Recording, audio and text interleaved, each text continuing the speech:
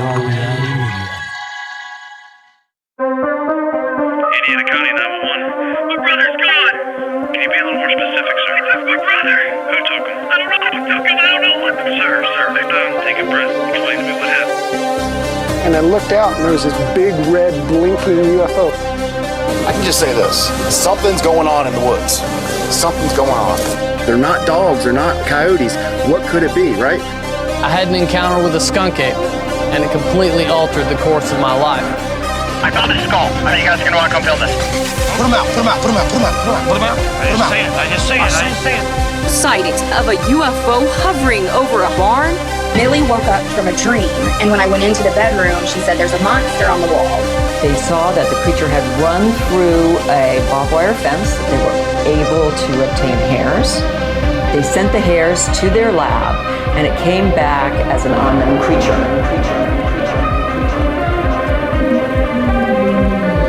Bizarre Encounters with Shayn Orin. What is up, Bizarrites, and welcome back to the most bizarre show on the internet. The show that is so bizarre that sometimes we call you Bizarrites, the rest of the time we call you Bizarre Society. But today, you guys are the Bizarrites. But maybe tomorrow, you guys will be the Bizarre Society. But you guys will have to stick around to figure that one out. I am the one that some refer to as Shane, aka the original Shane Squatch. Who loves you and who do you love? And as usual, with me I have the one, the only, the big bad Boo Daddy himself, Sir Orin Felix. Who's your daddy? Boo. Yes, Daddy. Welcome to the show, brother. Thank you. Thank you for having me yet again. And so I've got to ask you, like, is the Bizarre Society, Bizarrites thing, is it like an initiation type situation going on? And like, once you go through hazing, then you get to like be initiated from a Bizarrite to a Bizarre Society? Like, you're just teasing everybody with this now. I should do it that way. Honestly, it was a flub, but you know, on the air, you just gotta run with it, you know, and make it seem like it was totally not a mistake. But sometimes the best flubs lead into the greatest ideas. So I mean, that is definitely an idea. We should definitely call people Bizarrites, and then once they officially become a supporter of the show in some way, shape, or form, leaving a review, whatever they happen to do, then they officially become part of the Bizarre Society. Yeah, there you go. And then you just can't get out. It's like the Freemasons or whatever. Yeah, once you're in for life. And then you got to start saying weird phrases to other members, but it won't make any sense to anybody outside of the show. Like magical fiasco. Like, you know how the Freemasons have their little terms? Like, you know, you come up to other Bizarre Society members and say things like magical fiasco. And, you know, only if you know, you know. Yeah, and all four of you guys out there will know exactly what you're talking about. And speaking of updates, by the way, for the four of you guys that do care, I did look into the Michigan Dogman hat, by the way. Because, of course, like I mentioned, I have to be able to have this in my hat collection as I'm wearing my New Jersey Devils hat today. And apparently I have to wait until April 30th. That's when they actually go on sale. They got pre-orders because I was literally about to put one in the cart today. But unfortunately, all the hats they have right now are purple. I'm hoping for a black one. So maybe once the pre-order and all the official sale starts, maybe they'll release a black hat. But before long, I'll hopefully be able to scoop a Michigan Dogman hat. And for anybody out there that might be interested, April 30th is when you guys can scoop some of that gear. Well, you'll definitely have to keep us posted on that. Bringing you guys the most important information, like when Michigan Dogman merch comes out. Very, very crucial and important. You heard it here first. All right. Speaking of things you heard here first, our next episode of Bizarre Inquiries, our YouTube live show, is going to be April the 2nd. It's going to be a Thursday, roughly 7:15 Eastern time on the Bizarre Reality Media YouTube channel. So you guys be sure to submit questions or articles or videos or anything like that you want us to inquire about. And also join us in the chat during the episode. And of course, I heard you have some really, really good stuff for you guys to ponder on for next week. So I'm really excited to get into that one. So if you guys are interested in hearing all the weird stuff that I have ready for you guys, make sure you guys tune into that, of course. And if anybody is interested in being a guest on the show, possibly, you know, this show, if you're another podcaster, maybe even popping on to Bizarre Inquiries, an idea that we tossed around a long time ago, but never seemed to have gotten around to for some reason. If you have a bizarre encounter or experience, or you guys would like to contact us for any other reason whatsoever, you guys can do so through email, which is bizarreencounters@outlook.com, or you guys could always call or text the Bizarre Reality Media hotline, and that number is 313-364-1551, and you guys can call or text that 24/7. And for any professional inquiries, you guys can email us at bizarrerealitymedia@outlook.com. And as always, all the shit we've mentioned is in the link tree in the show description. and hopping into what we got for today. I guess feels like it's been a little bit since we've covered something on the show. What was the last thing we covered, actually? It was... we did like the whole new chronology and Tartaria and all that stuff. We did that. It's probably been about a month ago. So yeah, it's definitely time for another deep dive over here. And it seems like this is one that we haven't actually done in a little while because, of course, this show was built on the foundation of diving heavy into UFO stuff. So, of course, we have to bring people some of those classic episodes. So without further ado, Orin, why don't you let them know what we're getting into today? Because, of course, I think this will be one of the classics. Yeah, like you said, this is a kind of really notable UFO encounter experience, what have you. Kind of funny that we haven't covered it on the show before now. But anyway, we are going to talk about the Rendlesham Forest UFO Incident tonight. So, Shayn, unless you got anything else, I'll go ahead and jump into the notes. Hey, everything falls in due time when it's supposed to, because it seems like, hey, why didn't we cover this a long time ago? But then, we end up coming across something that wouldn't have only made sense if we had some type of research that we did semi-recently. So yeah. I'm still a believer that, this will probably fall into a weird spot where if we would have covered it sooner, we probably wouldn't have as much insight on it. So... Well, we'll have to see as we go along through the notes. I'm full of theories, man. All right, so starting off, the Rendlesham Forest UFO Incident is widely considered to be the most famous British UFO sighting, and it's sometimes referred to as Britain's Roswell. Oh! And these things got really excited about it. Every time you use the term Roswell. Why do they always use Roswell as a comparative? Well, it's just like the go-to, It's the shorthand for any like alien experience. It's like Roswell. It's like whatever gate, like Bounty Gate or Deflate Gate. Like it's like Watergate changed gates and Roswell changed alien stuff, I guess. Fair enough. That was when the original PSYOP started, maybe, depending on which way you look at it. Well, we shall see as we go through this one. That's the really hard layer to the PSYOP, because it's like, all right, you don't want to believe the government, but then the government comes out and they're like, yeah, we released part of that as a PSYOP. So then it's like, all right, do you believe the PSYOP or do you believe that the PSYOP is a PSYOP? It becomes this level of inversion where you're just like, yeah, you're like, which one do I go after now? I don't know. All right. So the incident occurred in December of 1980, and it happened in the Rendlesham Forest, go figure, which is located in Suffolk County, England, which is approximately 80 miles northeast of London. And the Rendlesham Forest is a 3,700-acre mixed woodland forest. But during World War II, the British Royal Air Force, also known as the RAF, and that's what I'm going to refer to them as throughout the episode, they constructed like this airfield and base on the south side of the forest. And the base is known, or at the time was known as RAF Woodbridge. And it was originally in operation from 1943 to 1948. But after it was kind of decommissioned and during the Cold War, the U.S. Air Force leased the base and they used it as part of like the NATO defense system. And this happened roughly from 1952 to 1993. So that's just a little bit of background. But the real events kind of started on December 26th. I want to throw something in real quick here. Yeah, go ahead, man. So I want to point out the fact that you said that this forest is only 3,700 acres, so 5.8 square miles. I just find it so strange that all of these forests in England are just relatively small compared to North American forests. Like, I don't know about North Europe's smaller than it is here. Yeah, like 5.8 mile, square mile forest. Like, that's pretty small, at least like for Michigan. That's like, a forest that you'd find in like the back of like a neighborhood. So that being said, of course, I find it so strange that in the UK, there's such these significant UFO events that happen in these tiny forests, because realistically, like, if something's hovering above a 5.8 mile forest, like, there's not really like much aerial space for this thing to be able to hide in. And even connecting in with some of our recent research, like how many cases there were of human mutilation cases that were coming from these small forests, I believe, and maybe even Suffolk, if I'm not mistaken, from relatively this same area. Mm-hmm. Like, it's for that much of for there to be that much of an event happening in such a small space, like, I just find it really, really strange compared to, like, look what's happening in the U.S. and then also think about what may not be talked about happening in the U.S. because the land is so much more vast when you have such a amount of things happening on such a small concentrated area, especially in the UK. Like, I don't know. I find it so strange that it's, again, such a prolific forest and it's only 5.8 square miles.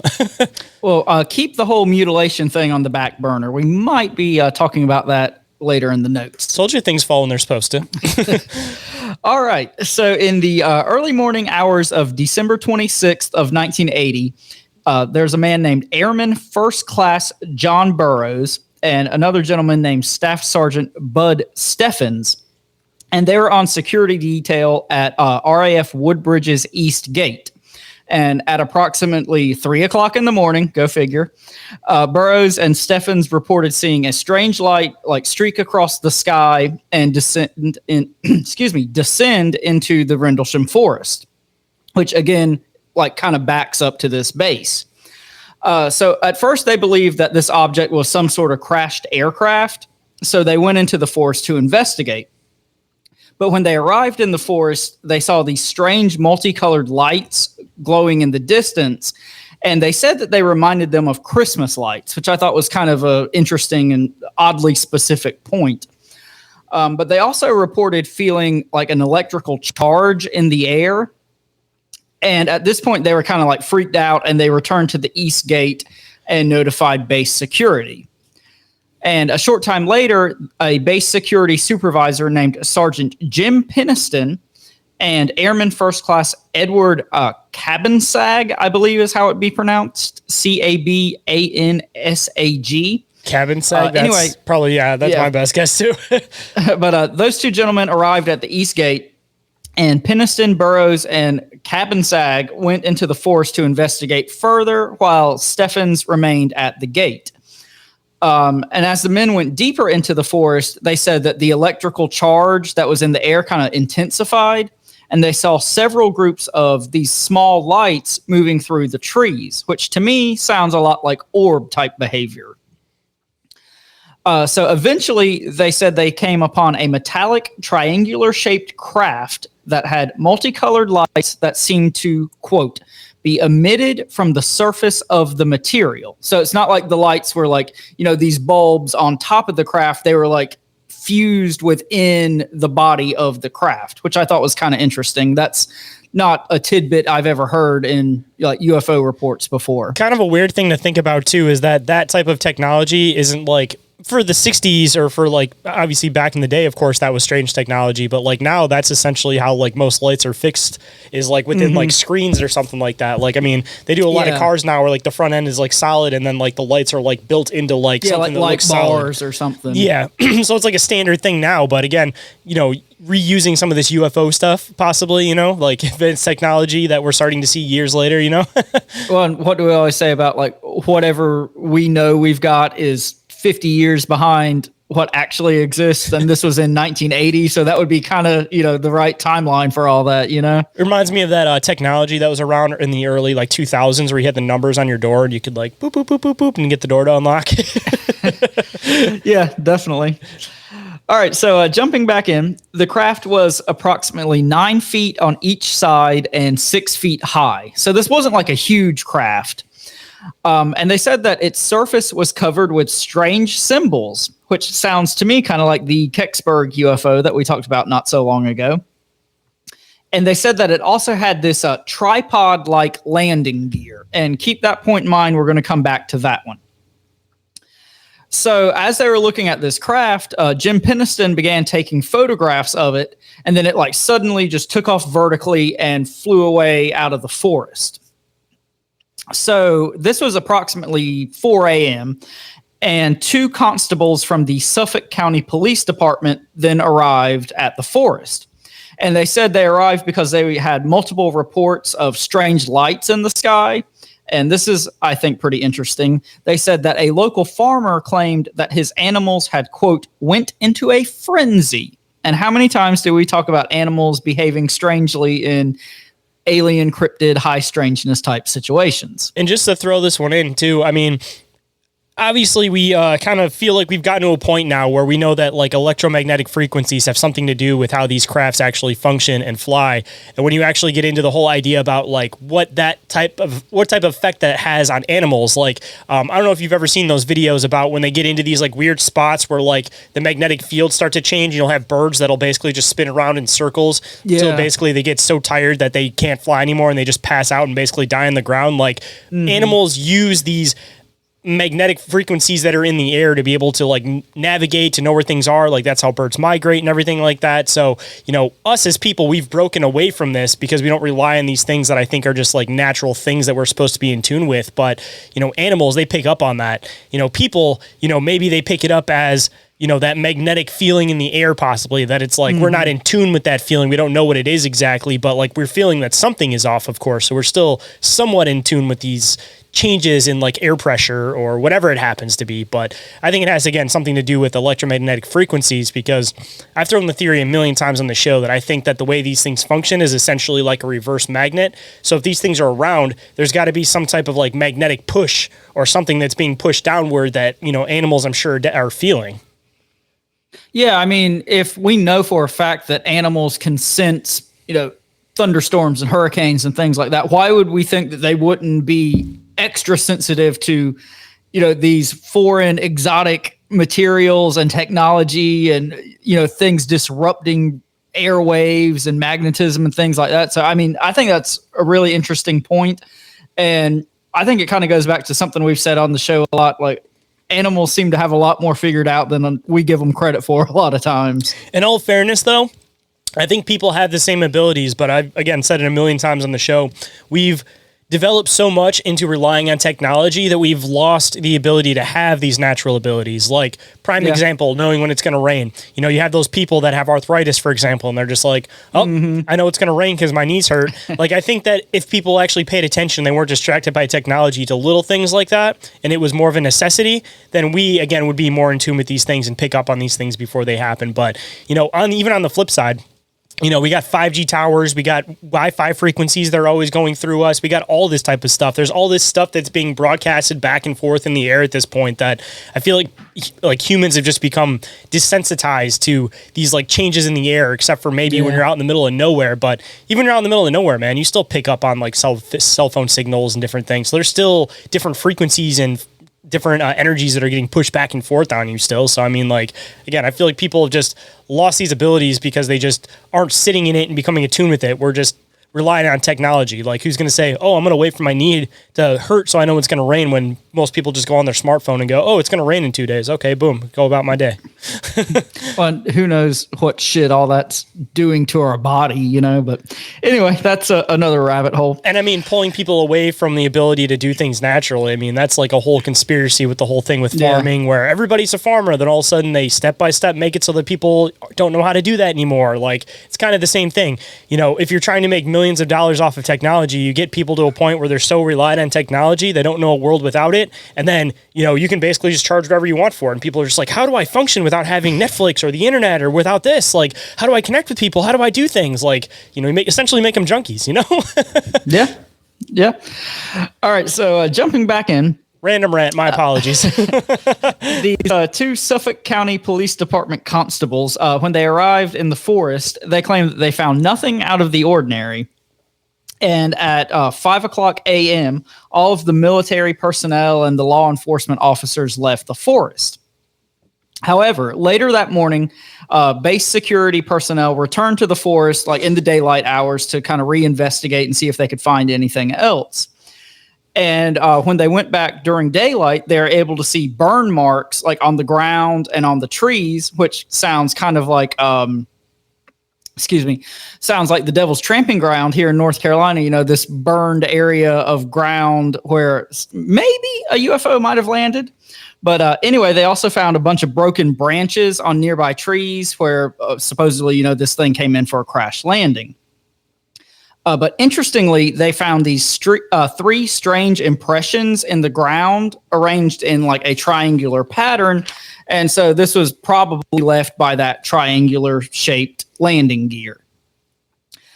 So at approximately 10:30 that morning, the police constables came back because the base personnel wanted to show them what they had found as far as the burn marks and the trees and the impressions in the ground.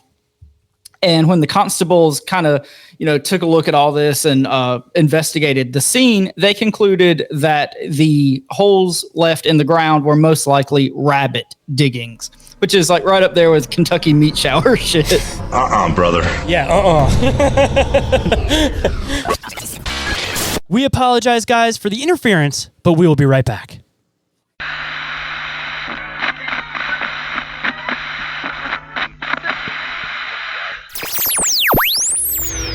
And now back to the show. All right. So what we just talked about, that situation occurred on December the 26th. And 2 nights later, on December the 28th, another bizarre encounter occurred. Oh, it's kind of like in the movies when they say the name of the movie, and every single time you hear it, you gotta feel like what's that meme, Leonardo DiCaprio, where he's sitting up doing the. Oh yeah, from Once Upon a Time. Yeah.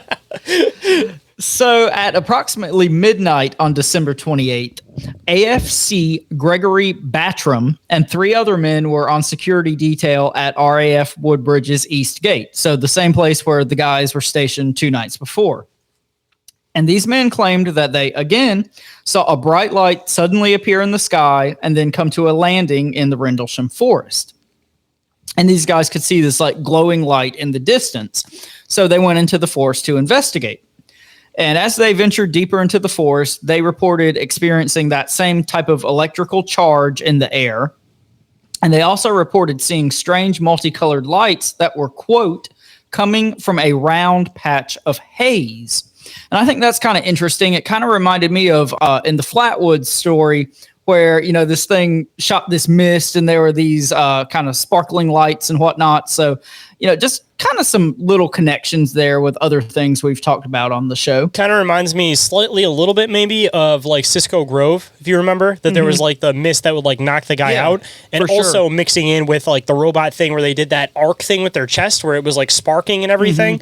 Like, I don't know. We've talked about this a million times on the show, trying to like create these like trademarks of like possible like human interference abduction events. And it seems like that might be one of like the trademarks, is that the technology seems to have these like glitches or like malfunctions, because it seems like with a lot of these like standard UFO cases, everything, you never really hear about like malfunctions with the technology, but as soon as there's ones where the government's heavily involved, there's all these like weird malfunctions with the technology. So I'm almost kind of wondering if, you know, maybe you could use some of these as somewhat of like trademarks, like even like the burn marks and things like that. Like, I don't know, I feel like these ships are so advanced that the burn marks randomly seem like it might be trademarks of either one, people trying to recreate the technology, or on the flip side, I mean, jokingly, of course, because you see this in almost every single, you know, alien sci-fi type thing, I'm sure that there's like rogue factions that aren't using the latest and greatest of the equipment either. So, you know, there are probably some cases where some, you know, smuggler type aliens eventually make it onto the surface of Earth and they're running some beater ships. But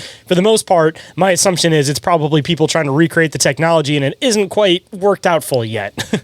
Or make it look like what people think a UFO crash landing should look like.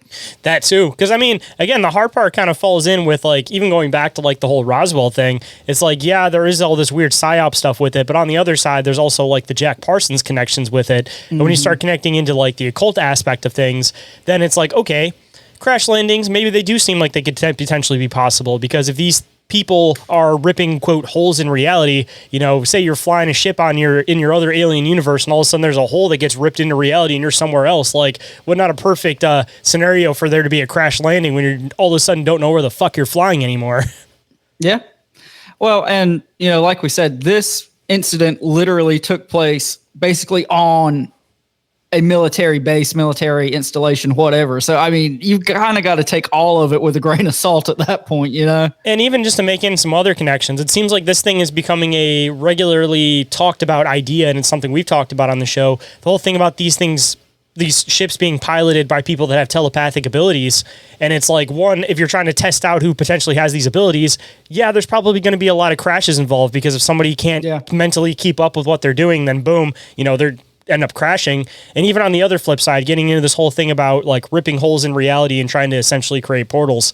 If you are flying this thing telepathically with your mind, then all of a sudden you get shot through like a portal. If you're aware of that, then of course you can like prep your mind to kind of know what's going to happen on the other side. But if you're flying randomly and then all of a sudden you have this like random event, it's almost like a deer jumping out in front of you. You had to have this like spare the moment thing. And we've already kind of talked about how what potential, transferring into two different realities or going through a wormhole could potentially have on the mind. So if you're flying the ship telepathically, you go through that, then I'm assuming when you come out on the other side, if you're not aware that you're going through a portal, you're probably not going to be in control of that ship because your mind's being, flipped through another reality for a second there. So again, perfect scenario for a possible crash landing. Yeah, I mean, there's a lot of different ways we could go with this one. And once we go through everything, I'm kind of interested to see your kind of closing thoughts and conclusions, because I've got a few about it, but I'm going to save that for the end. I do also want to throw in that I do find it fascinating that in a lot of the European UFO cases, you seem to get this Dieglocking, very similar like Dieglocking, descriptions of the ships. A motif. Yeah. Yep. Yeah, for sure. All right. So after these guys saw the multicolored lights in the woods and saw this patch of haze and felt the electrical charge, again, they were kind of freaked out. So they returned to the East Gate and they notified the base commander, who was a gentleman by the name of Colonel Ted Conrad. Don't you love when you do English episodes and you can actually pronounce the names? Yeah. And he instructed the deputy base commander, whose name was Lieutenant Colonel Charles I. HALT, to conduct like a full-scale investigation of this crash or incident or event or whatever you want to call it. So HALT assembled a small team, and it consisted of Master Sergeant Bobby Ball, Lieutenant Bruce England, and Staff Sergeant Monroe Nevels. And he got these guys to kind of go into the forest with him and assist in investigating the landing site. And they were equipped with a Geiger counter to detect radiation. And they also had a camera, night vision goggles, and a micro cassette recorder.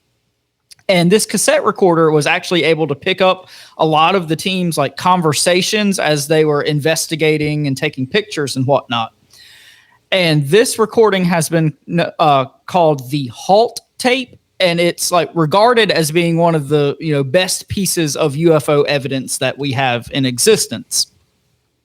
But anyway, when the team arrived at the landing site, they reported seeing no sign of the strange lights, but they did experience a lot of radio interference and elevated levels of radiation, which again, both of those things happen all the time in these high strangeness and alien cases that we talk about. Just to throw it in, by the way, and I'm going to put this also as a reminder for myself. If anybody is interested in listening to the full version of the HALT tapes, it's about 18 minutes long, and I will include that link down in the show description so you guys can check it out on your own, because 18 minutes is a bit long to play in the show. So if you guys want to check it out, I'll include that link too. Yeah, I've read some like transcripts of snippets of it, but I've never listened to the whole thing in its entirety. So that might be kind of interesting for me to listen to as well. See, I'll find a really good version of it, and hopefully I'll try to find one that looks like, oh, here's one off of lore, so I know that one won't get pulled down. So perfect. Yeah, I'll make sure I include that in the show description for everybody. I was going to ask you if there's like a certain spot you wanted me to throw on, but if you haven't listened to them yet, then I'm just kind of shooting at the dark at that point. Yeah.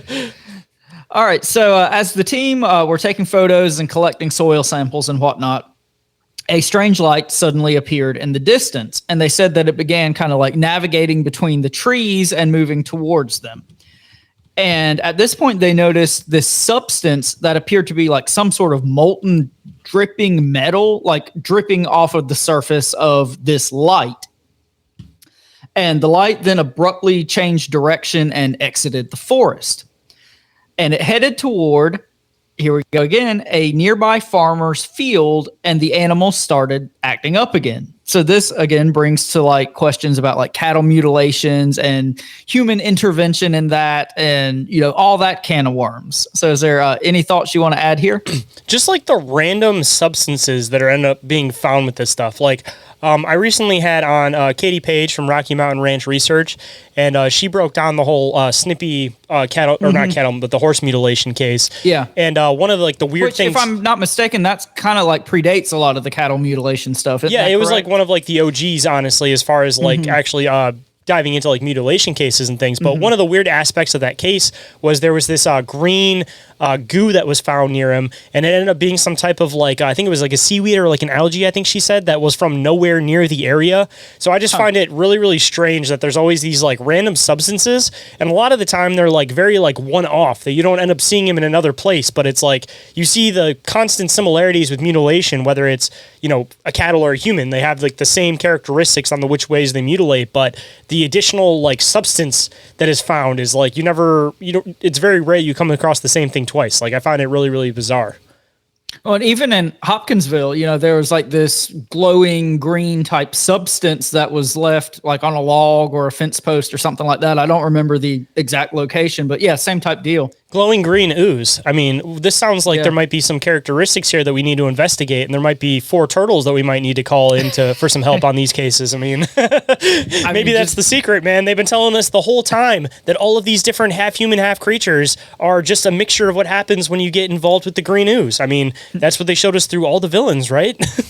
Just go get a shitload of pizzas and that'll bring them right out. Oh yeah, that's the way to get them out. There you go. You're trying to hunt down the Hopkinsville goblins or everything. Everybody's trying to use all these different tricks, but no, the trick is pizza. We've been overthinking it. Yeah, I mean, it's worked for Sasquatch. I've heard a few Sasquatch investigators say they use pizza. So, I mean, maybe there's a root to this, man. You guys need to start following TMNT, and maybe there'll be some more secrets on cryptid hunting in that show.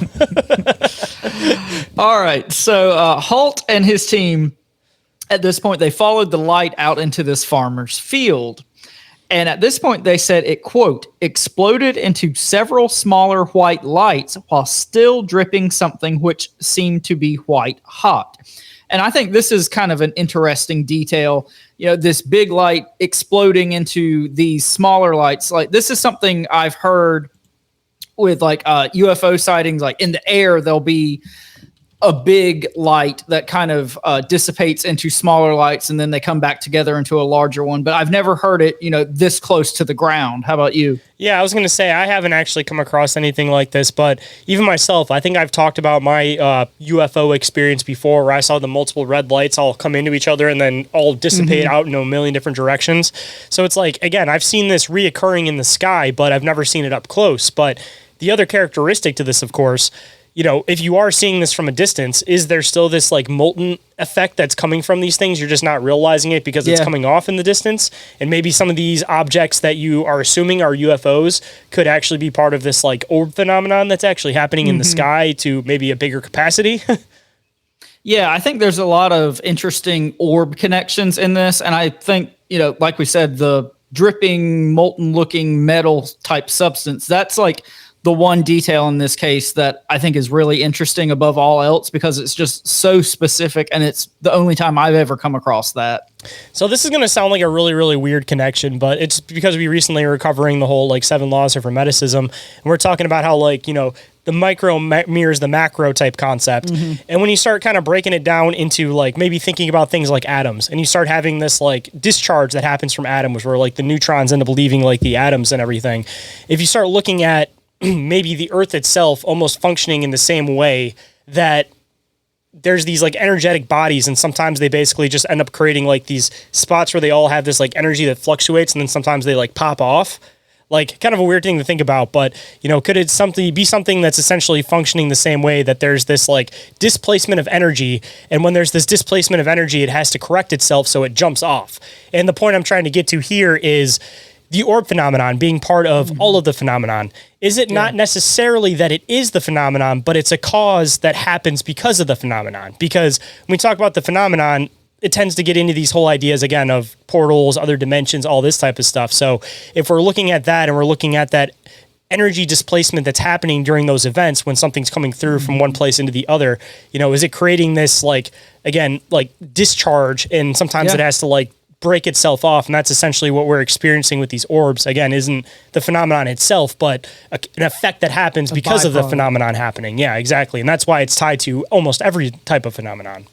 Yeah, I mean, we've talked repeatedly about like temperature changes and pressure changes with like high strangeness activity and orbs and portals and whatnot. So yeah, you could definitely be onto something there.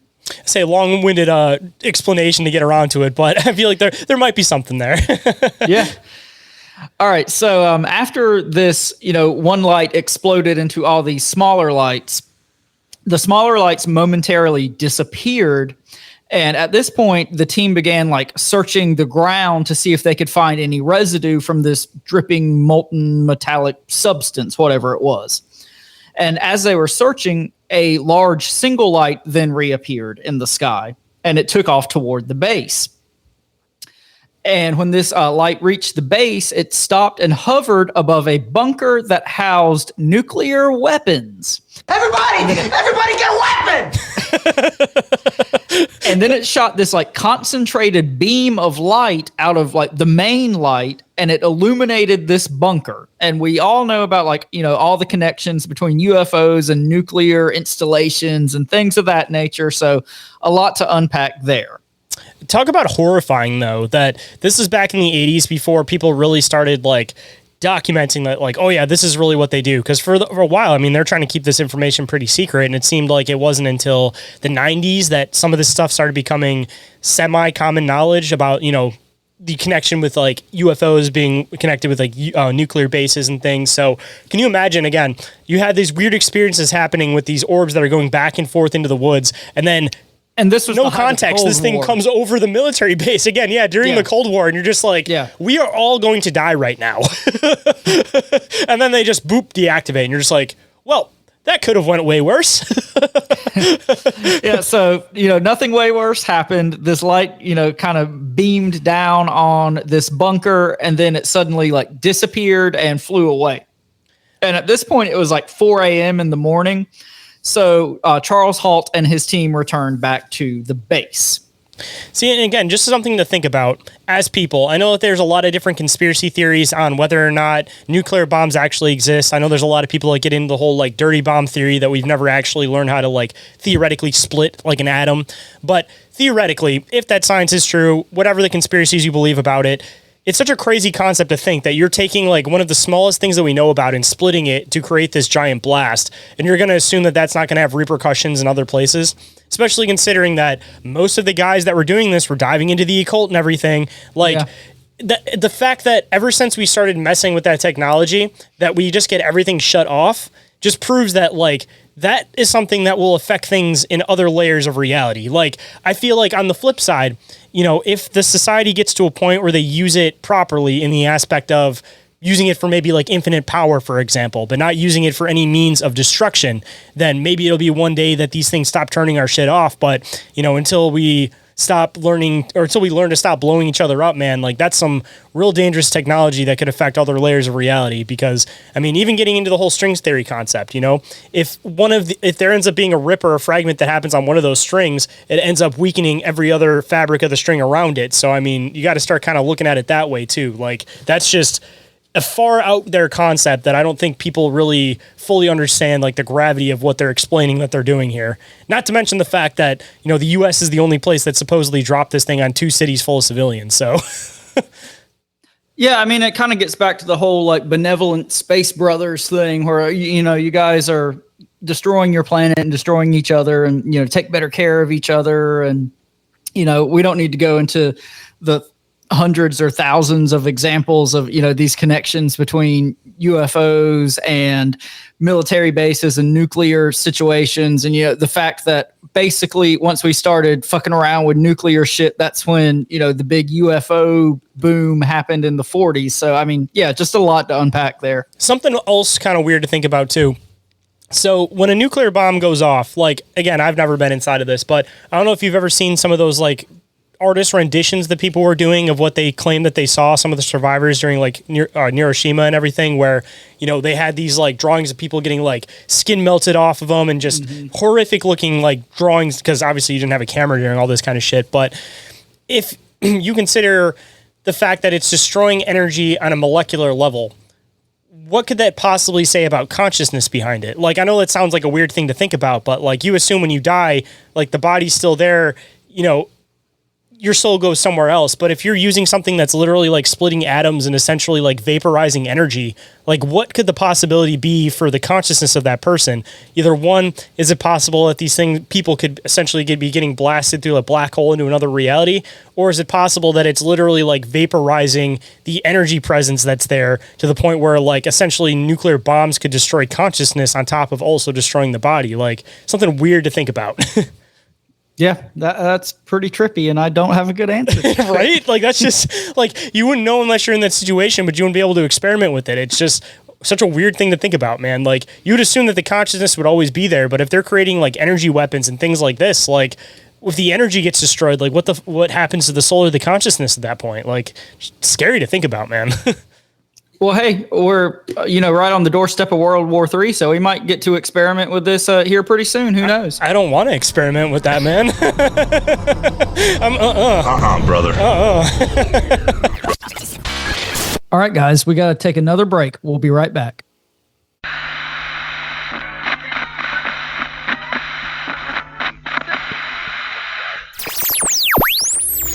And now we're getting back to the bizarre. All right, so that kind of covers the two main encounters in this UFO incident. So kind of jumping toward the aftermath and, what happened after these guys experienced this strange stuff in the woods. Lieutenant Colonel HALT was instructed to question and interview the primary witnesses. And this included Jim Peniston and Burroughs and all the other guys. And they wanted him to compile a complete report. And this report became known as the HALT memo. And according to Peniston, during his interview, he was subjected to these really strange interrogation tactics. And he's even claimed that he was administered some sort of truth serum drug. So, take that with a grain of salt. What did do you remember offhand what they were experimenting as truth serum? I want to say it's LSD, but I feel like they had some other I'm not sure. I'm pretty sure it's probably LSD. This isn't that long after MK Ultra and all that. I think that was the original intention, but I think they may have had some other different formula, but it ends up being something else that's a commonly known drug. But I'm going to look it up, but you can continue on. I'm kind of curious here now. All right. So after Jim Peniston's interview, he said that it was suggested, quote unquote, that he heavily edit his account of what he experienced and the incident and to not divulge any information about what he had seen. So that's kind of, just straight out of the Men in Black playbook there. But following the completion of this HALT memo, the report was sent to the British Ministry of Defense for them to review. And allegedly, the Ministry of Defense said that, this incident posed no threat to national security or military installations and whatnot. So no further action was taken on their part. So they basically said, nothing to see here. Just to throw it in, by the way, the original truth serum, as they know it, of course, after trying LSD, they primarily use barbiturates such as sodium thiopental, THIOPENTAL. So just throw that one in there. I always want to make sure I do the follow-ups, but the more you know. The more you know. Because knowledge is power. All right. So in 2001, the British Ministry of Defense actually released all of their files pertaining to this incident. And it's been said that they mostly consisted of, quote, internal correspondences and responses to inquiries from the public. So again, they're basically coming out and saying nothing to see here. Doing an Epstein document dump for everybody. They're just and here's the stuff, but we're not going to give you any important stuff. Exactly. So the Rendlesham Forest incident was really not that widely known until 1983. And at that point, a group called the Citizens Against UFO Secrecy, or CALS, which is a great name for a UFO group, they submitted a Freedom of Information Act request. And my understanding is they were able to do this, even though this happened in England, because it was a U.S. run military institution at the time. They were, able to submit this, Freedom of Information Act request through the U.S. government, and they got the actual HALT memo released to the public. And when it came back, it was actually not classified in any way at the time. And the memo was dated January 13th of 1981. So 3 weeks after the events took place. And it was simply titled Unexplained Lights. And in the years since this HALT memo has been released to the public, Colonel HALT has been more public about his experience and gone on interviews and shows and things like that. And he's repeatedly on the record said that he believes what they experienced was truly an extraterrestrial event, and that it was covered up by the governments of the United States and the United Kingdom. So in response to this, Ted Conrad, who was the base commander at the time, he's been like highly critical of both Charles HALT and Jim Peniston, and like them being kind of so public about all this. And he's even said that he thinks what might have happened was some sort of elaborate hoax. And people who are skeptical of HALT and his memo and, basically the entire incident have pointed to like numerous inconsistencies and errors with like dates and known information within the HALT memo. But, like I said, the memo was dated 3 weeks after the thing took place. So, it's kind of just stands to reason to me that, some dates and details might get kind of squirrely when you're trying to remember something that happened 3 weeks ago and it was this really weird traumatic event. Just a random thing to think about. So if you're trying to get Freedom of Information Act, right, the way it's supposed to be released is to the general public. So like theoretically, if you were an American researcher and you were trying to get information released on something that happened in the UK, for example, you wouldn't be able to directly ask for that because you're not a citizen of that country. But theoretically, if you had somebody ask for that information and you got that information and that person passed it along to you, is there something weird with that? Or is it something that it's only supposed to be intended for the public of that country? Just, I don't know, random thought. I don't know. I mean, I don't know how Freedom of Information Act requests work in England. I don't even know, if that's the thing, what the process is. But I mean, I would think, once something's public, you can't put that toothpaste back in the tube, Yeah, that's kind of my logic behind it. But then I was also thinking about the way the internet works nowadays with like IP addresses and everything like that. And then you think about like, oh yeah, I can just go on the FBI website and look up documents. But it's like, if you have a Canadian IP address or like a UK IP address, like is that website accessible to the extent that it's accessible to you as a US citizen? Like, they do what they can, of course, but like, is the information supposed to be disclosed outside of that general public of that country? Yeah, but I mean, you could still like print it off on your computer and mail it to your buddy in another country. So, I mean, it seems to me like whatever the parameters are supposed to be for that. I mean, like I said, once that information's out, it's out. I mean, that toothpaste isn't going back in the tube. That Pandora's box has been opened. You can't unrelease information at that point, So I don't know when the flaps really started happening in the UK, but just another random thought I was starting to have too. So I've already talked about it multiple times on the show, the whole human facet to a lot of this like UFO stuff. And theoretically, like say you're a government, you're starting to get into trying to figure out how this technology works.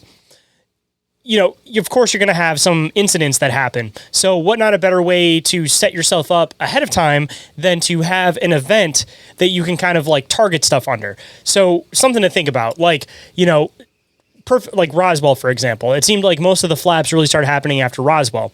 My thought is, were they possibly starting to work on this technology? They said, all right, we're at the point where we're going to have to start being able to test this stuff. So we're going to stage this big event. Then after this, anytime anybody sees anything, now it's going to be part of this whole UFO narrative. So going to what I was trying to say in the UK, I don't know when like the whole like UFO narrative started where people really started seeing like UFOs like that in the UK. But ironically, if it really started happening after this, it just kind of makes you wonder if it's almost like a government's flag that they'll have this like big UFO event, and then after that, all of a sudden there's flaps of sightings. Like maybe they're staging the event themselves so that they have an excuse to be able to test this technology, and now everybody associates it with this one thing. But if they didn't stage this event, then they don't have any hood to put this stuff under, and people are going to speculate more than they want them to. It's like a way of controlling the narrative that people are already putting it under this category now because you've set up that narrative.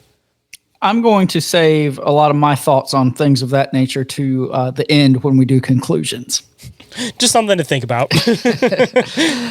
All right. So also in the year 1983, information regarding the Rendlesham Forest UFO incident was leaked to a British tabloid called News of the World. And I believe we've talked about this particular tabloid on the show before.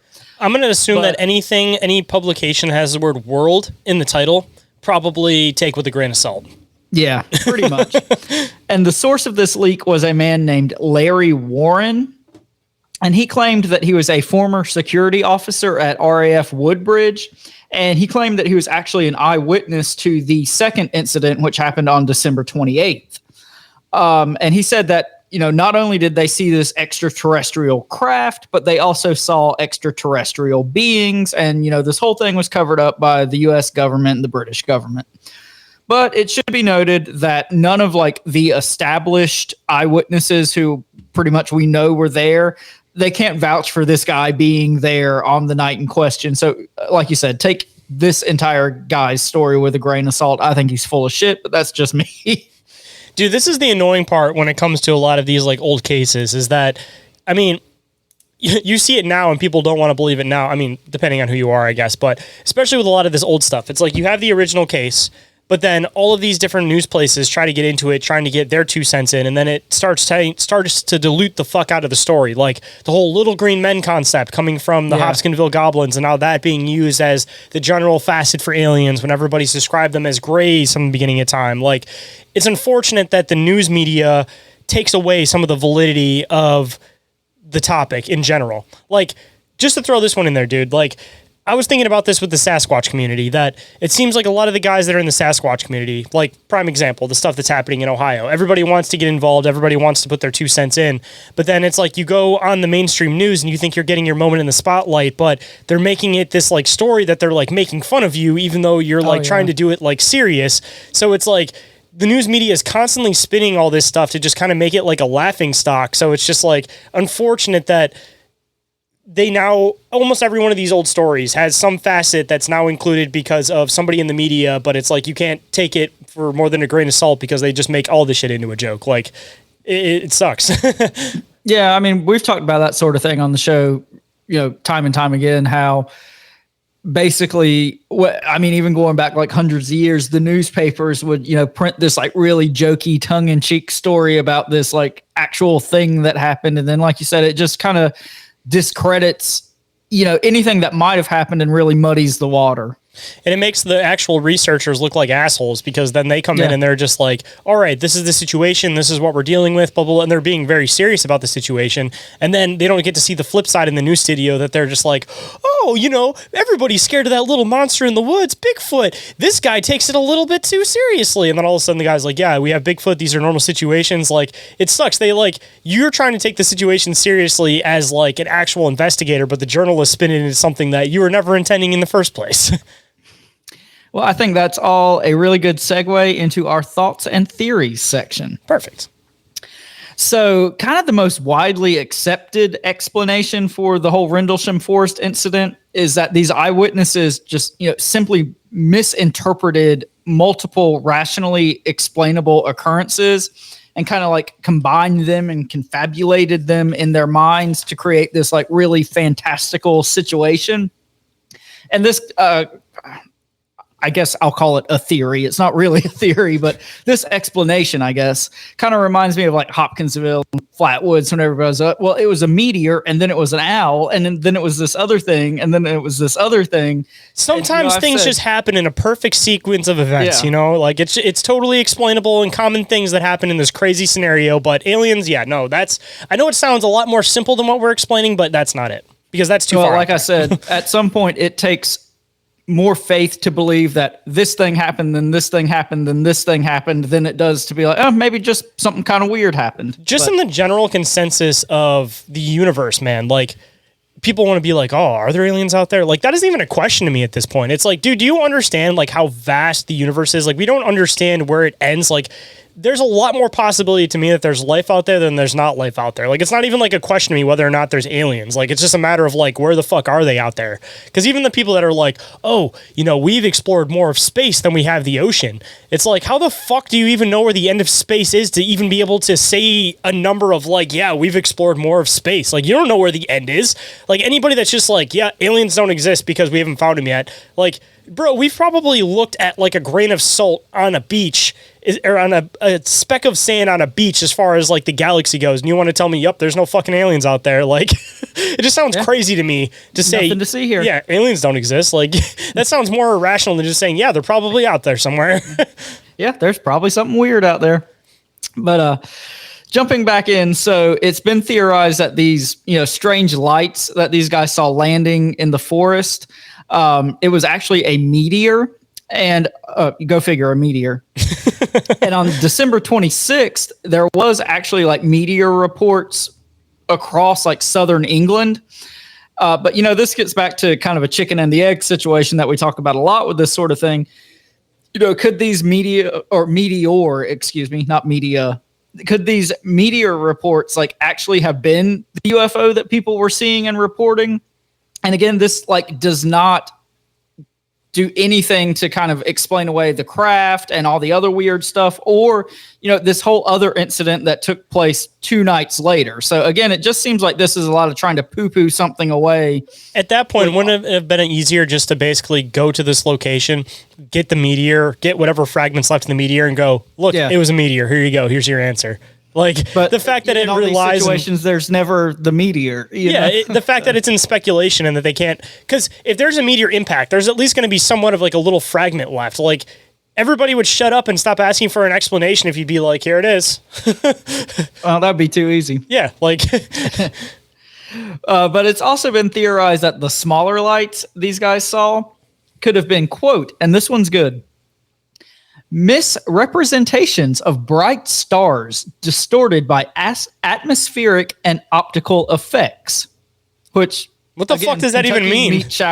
Kentucky meat showers levels of stupidity here. Like to the point where like you try to use so many big words to the average person where you're just like, yeah, that makes sense. Like you lose. It's just like word salad that means nothing. Yeah, the average person's going to feel stupid if they just say, that doesn't make any sense here.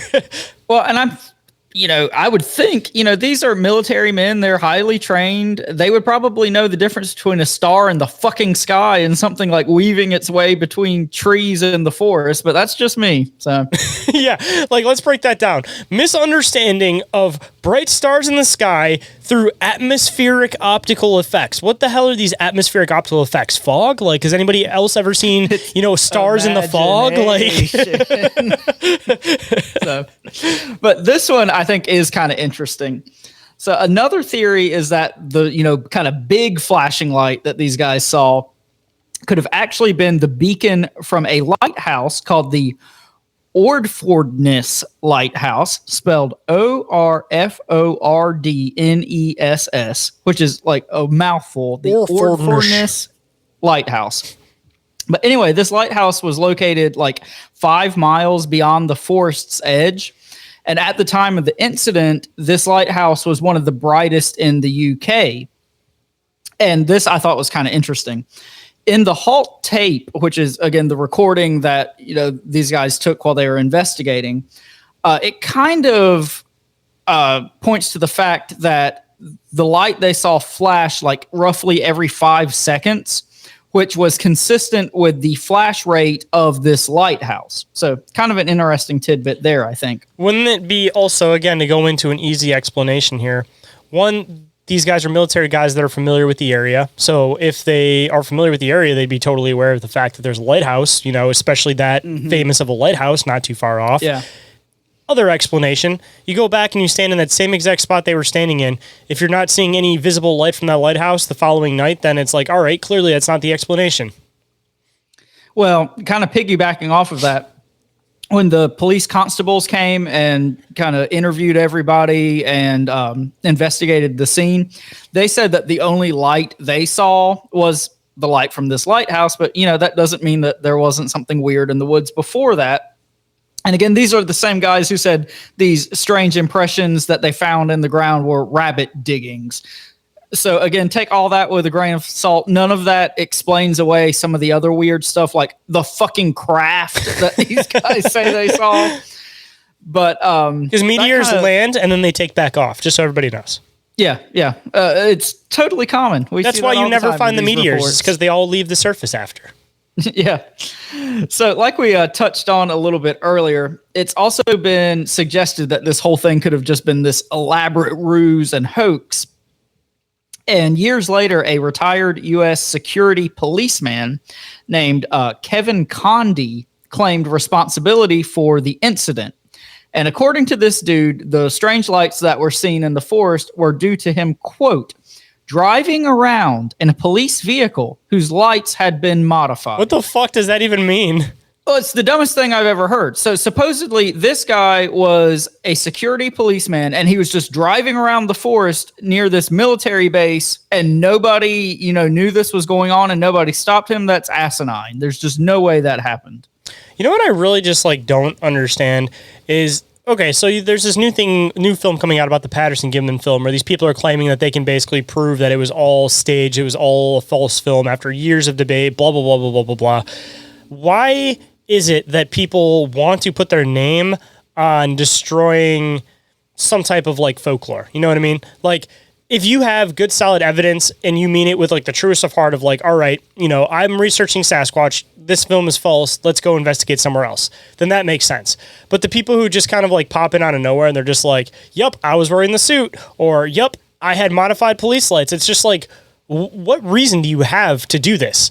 Like, and the other explanation possibly comes in of, could it possibly be that they had some type of incentive to possibly throw in these explanations to start trying to control the narrative or to throw the narrative off somewhere? Because it seems like as soon as like the community starts kind of coming together on something, all of a sudden one of these classic cases will have somebody that comes out and tries to throw a wrench in it. Like, it almost kind of seems like, you know, if the conspiracy community starts teaming up too much, they got to throw something back in to make people argue here and there. It's like the same narrative you see anywhere else.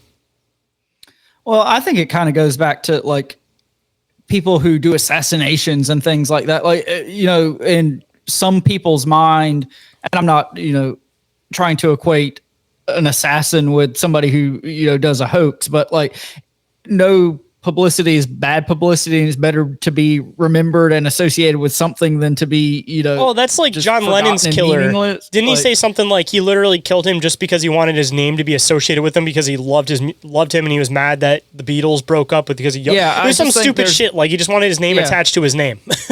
Yeah, there's just a certain type of crazy person who like would rather be notable and remembered, quote unquote, and associated with something, even if it's bullshit, than not at all. But like, don't get me wrong, I would love to hear any claim that somebody can solid prove any of these things undeniably like false. Like, as much as I love the Patterson-Gimlin film, as much as I love all of this UFO stuff, if somebody has a solid piece of evidence that can prove that it is false, I would absolutely love to see it, because again, like I said, then we can stop barking up this tree and we can go and look somewhere else.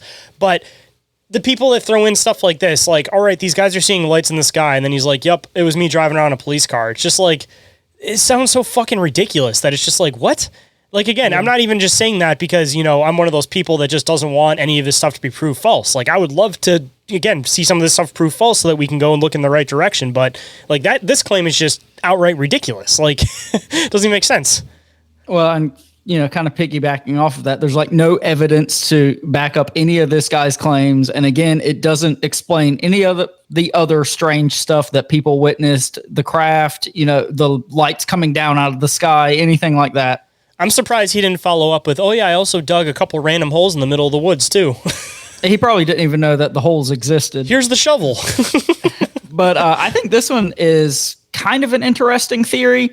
And I'm going to kind of come back to this in conclusions, but it's also been suggested that it could have been some sort of Soviet spy satellite. And again, this is the height of the Cold War. This is a military installation. This is in Europe. So, I mean, it's a lot closer to Russia than, you know, the United States would have been at this time. No evidence to support this, but I think this one's kind of interesting, and I might come back to this in conclusions. I have an out there theory that I don't know if anybody's actually suggested, but it could definitely be a possibility. So this was the 80s. I mean, it definitely seems during the Cold War, people were still experimenting with these continuations of like these MK Ultra type programs. They were still starting to do stuff with these psychedelics to try to see what they could potentially be possible with. I don't know what this base could potentially be known for, but on a maybe less out there possible theory, is it possible that the two soldiers or this particular group of soldiers may have been exposed to some type of Cold War psychedelic, psychotropic type weapon, and what they were seeing was the lighthouse, all of these different things, but they were under the influence of some type of other psychotropic drug.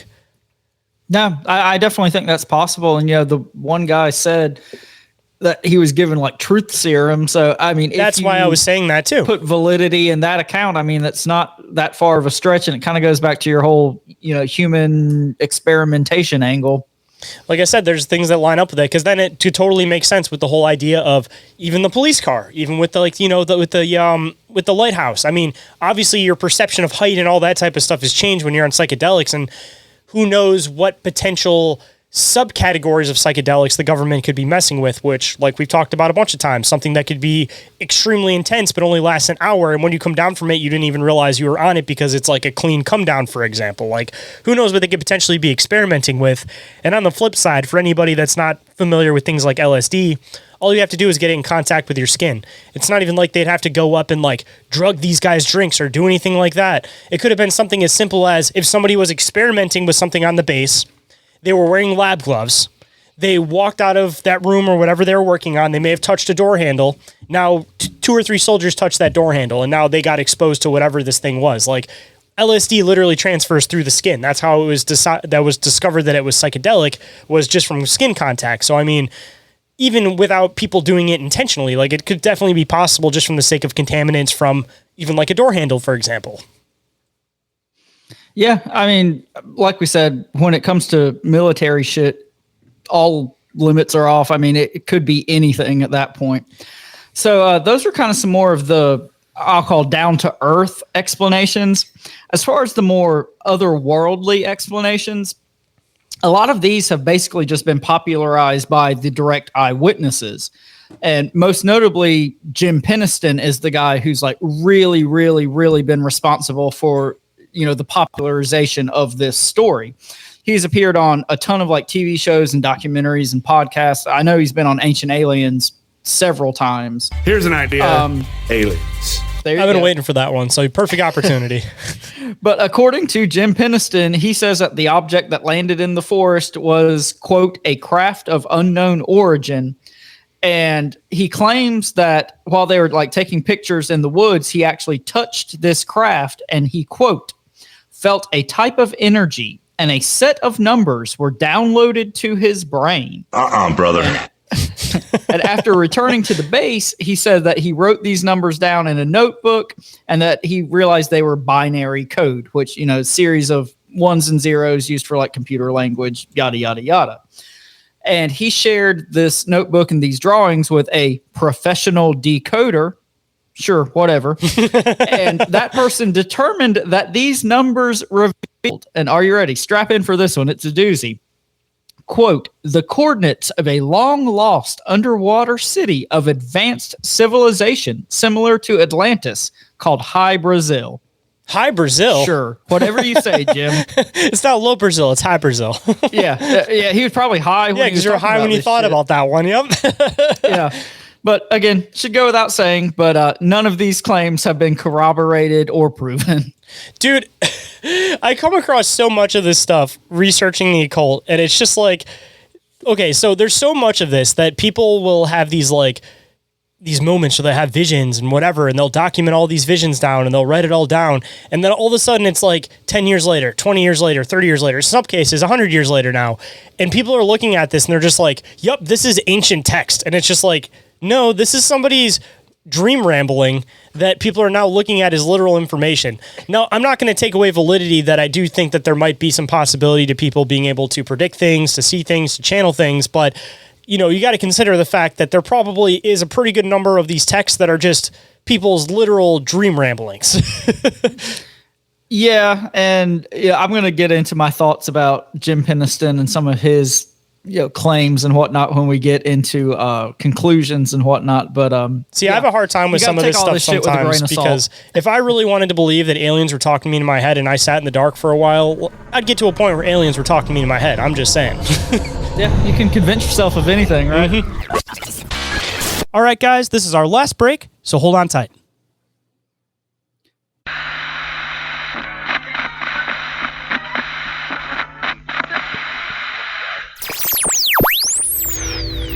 And now back to the show. Okay, so kind of jumping into miscellaneous and conclusions. Following the end of the Cold War, when, you know, Rocky went over and fought Drago and we had world peace and the Cold War ended. No. You know what actually happened was those boys in that neighborhood, they fought off Russia, you know, and then it all ended from there. You know, the Wolverines, you know, that little group over there, they're the reason why the Cold War ended. So it wasn't Rocky? That's not a documentary? No, it was the Wolverines, man. They tried to attack one city in Midwest the United States, and, you know, them kids ran them out, man. It was done. It was over. No more Cold War. Done. Well, I'm glad we cleared that up. But anyway, so following the Cold War, RAF Woodbridge, the base, was deactivated. And since 2006, the site has been known as MOD, meaning Ministry of Defense Woodbridge.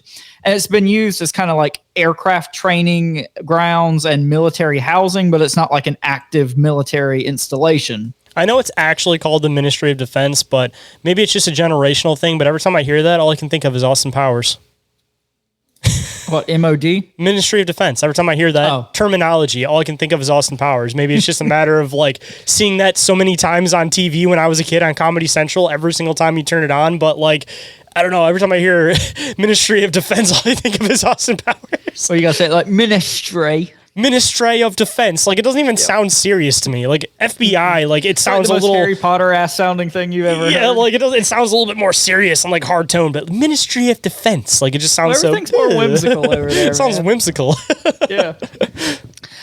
So the Rendlesham Forest itself is currently managed by the British Forestry Commission. Totally normal name. That one's not whimsical at all. And in 2005, they built this like walking trail in the forest, and they nicknamed it the UFO Trail, which I think is kind of funny.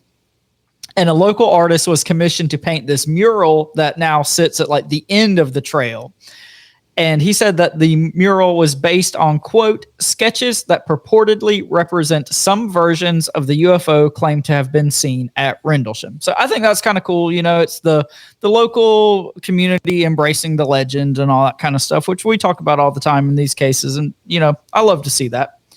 So even if they do stage these events, they get to a point where they're like, you know what? Just let the locals have it for tourist dollars. So, great segue.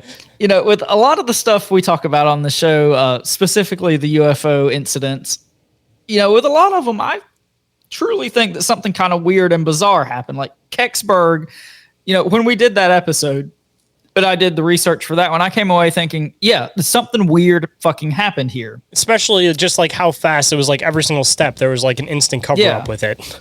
But with this whole Rendlesham thing, like I'm way more on the fence with this one. It seems like a lot of the individuals who are like responsible for popularizing it and like trying to, you know, get it out there in the public, like Jim Peniston and this Larry Warren and the Kevin Conde guy, you know, at best, these guys are like unreliable. And at worst, they're just like outright frauds and attention seekers. So, you know, it just seems like a lot of the information we're getting doesn't come from the most up to snuff sources, we'll just say. But, you know, on the other hand, there is some compelling evidence for this thing. Like on the night in question, December 26th, radar operators like across Britain at like multiple military bases at London's Heathrow Airport, they all reported seeing like these strange blips on their radar. You know, could those have been these meteors, or could it have been something weirder like a UFO? Who knows? And, you know, a lot of people in the UFO community, put a lot of stock in like the HALT memo and the HALT tape. But, you know, like I said, I'm kind of on the fence with this one. I think that the first incident has a lot more validity than the second. And I think it's very possible that the first event was some sort of real event, whether that be a UFO crash or a Soviet satellite. I think that's very possible. And I think the second one, like you said, with the mist and just all kind of the weirdness around that one, could have been some sort of muddying the waters or some sort of human intervention to kind of, you know, obfuscate the first event. So that's kind of my takeaway with it. What do you think about this one, Shane? I kind of feel the same way with this one as I do with Roswell, in the aspect that there's clearly something weird going on, but there's so much misdirection with information that you don't know which way to go with it, where there's clearly some government asset, there's clearly some government function on why the story has become so popularized, but on the flip side, maybe there is some kind of root to it. But the other reason I'm saying that is because, you know, going back to what I was mentioning earlier, that we have the Roswell event, and then that's when all these crazy UFO flap stuff starts happening. Just for the sake of looking it up, I looked up when the UK stuff started happening with like the human mutilation cases, and it started happening in the 90s. So if this happened in the 80s, it seems like it kind of maybe laid that pathway down for it to possibly start leading into that type of stuff. But even on the other flip side of it too, you know, if they have these mutilation cases that are happening in the 90s, but they have this big UFO case that everybody focuses on that happened in the 80s, you know, I think this is one of those things where it's like, again, sleight of hand, misdirection, where you throw out all the information, then you muddy it so that everybody's so focused on this that they're not paying attention to these other things. Because even getting into the whole human mutilation thing, like this has been something that's been fascinating me for a while now. And I've had a lot of UFO researchers on inquiries, and like, this is one of those weird topics, dude. Like, I've had people like almost like try to completely dart out of it. Like, UFO researchers do not want to talk about the topic of human mutilation. Like, considering that, I feel like it's probably one of the most needed to be talked about parts of like this phenomenon on like what's happening, who's doing it, why is this happening? Like, why is it such like a touchy subject when it comes to even UFO researchers, that they just try to jump off this topic as quick as possible?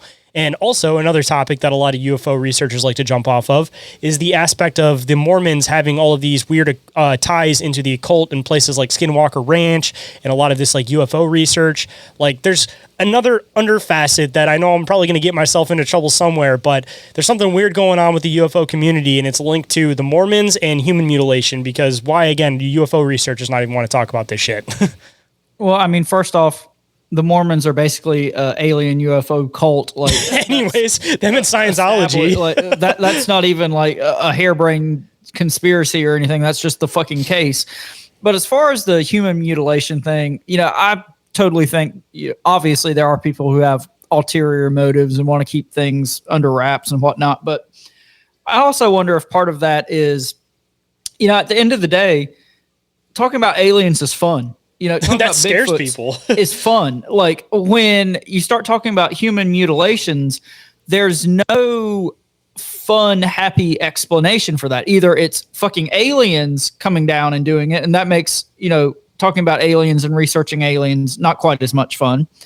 Or the scarier thought is this is the fucking government or people doing it, and that's way less fun. So, I mean, I wonder if there's just a little bit of that going on. It kind of, you know, pierces the veil on all this, and it makes it not fun anymore, you know? See, and like, you'd normally want to go into the aspect of like, you know, human trafficking, organ harvesting, all that type of stuff, because that would be like the typical like human need and necessity for this stuff. But the fact that you have, again, the same things that are happening with cattle mutilation as you do human mutilation, with like there's certain skin that's removed, like there's clearly something that's happening that's intended for experimenting. And the harder part is like who's doing it. But either way, if it's extraterrestrials doing it, like I don't know, I feel like that's the facet of the phenomenon we need to focus on. But at the same time, though, I get that like it scares people, but like, again, the fact that is so covered up, and from what we were talking about on the show, that the UK stuff, the only stuff that's released is the stuff that, you know, the government kind of,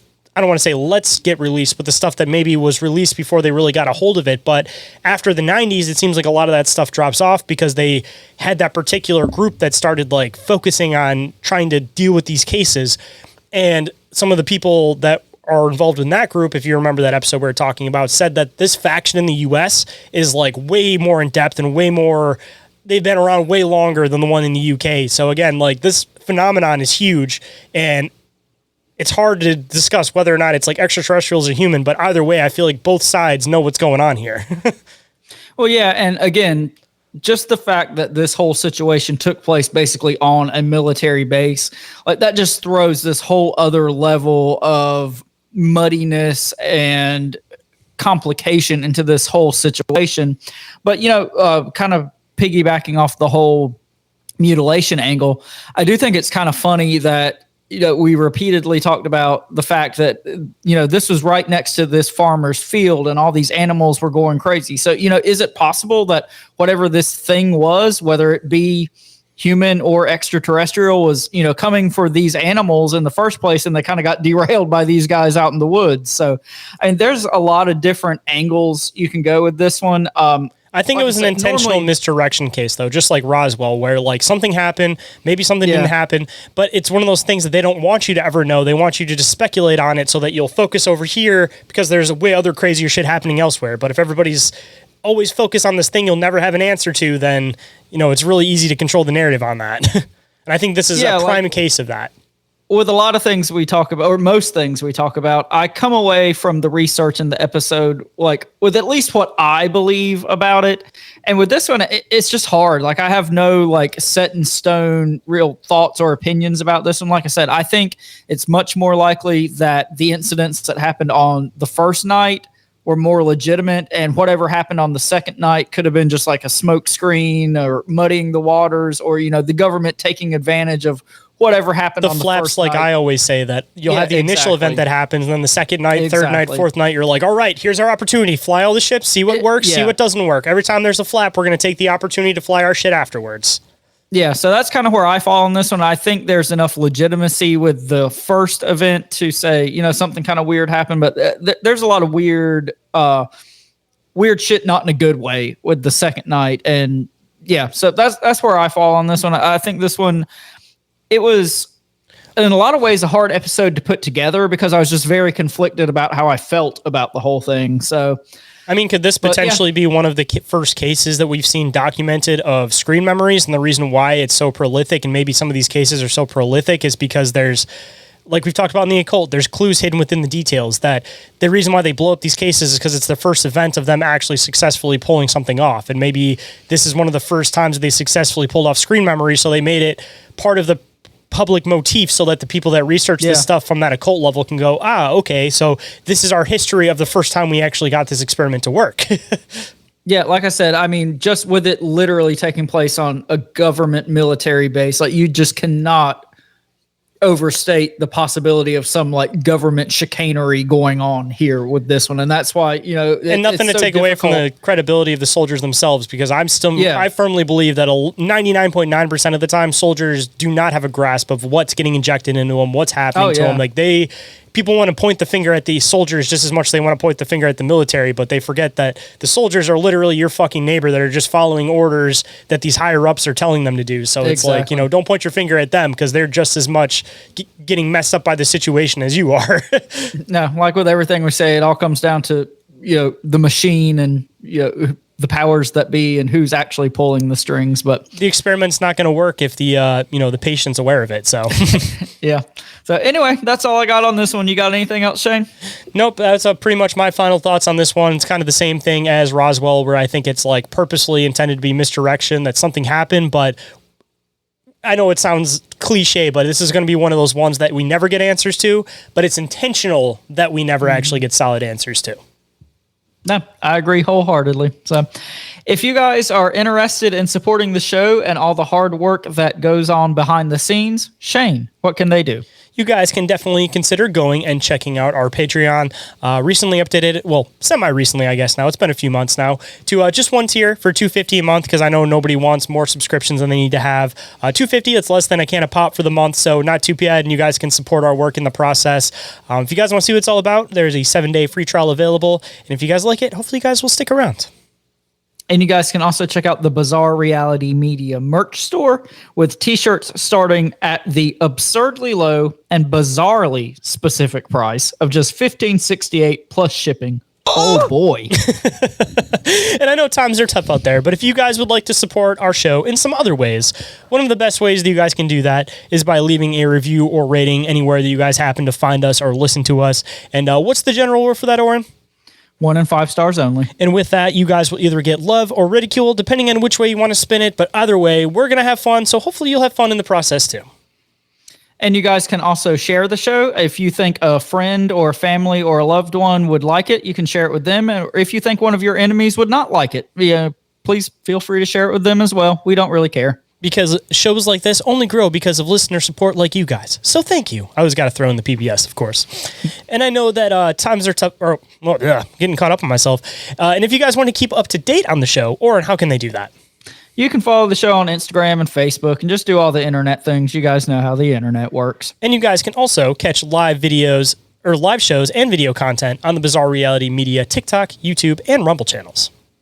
And if you guys have some free time, please show some love to our awesome friends and sponsors of the show. We got our buddies Rick and Hans with I Know Squatch for all your squatchy gear needs. We got our buddy Joe with Cryptoteology for all your wearable cryptids. And if you guys have some additional time, don't forget to go and check out our awesome Friends with Affiliate Links Dimension Devices to pick up some paranormal investigating equipment for yourselves, and Sticker Mule if you guys need some stickers, t-shirts, anything like that for your business, podcast, anything like that. And there, of course, is some additional discounts and credits available for you guys down in the show description. And as always, everything we've mentioned is in the link tree in the show description.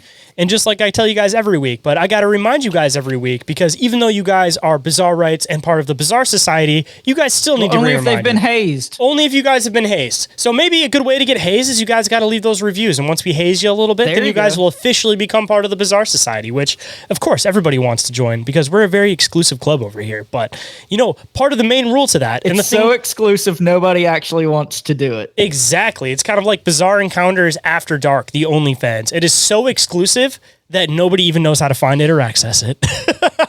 Dun, dun, dun. Dun, dun, dun. And just like our extracurricular activities, just like our show, and just like our Bizarre Right Initiates and the Bizarre Society, we are always going to remind you guys to always, always remain and stay bizarre. Bizarre. Bizarre. What in the fuck is High Brazil? Look, an alien! Where? Why don't you go back to your home on Whore Island?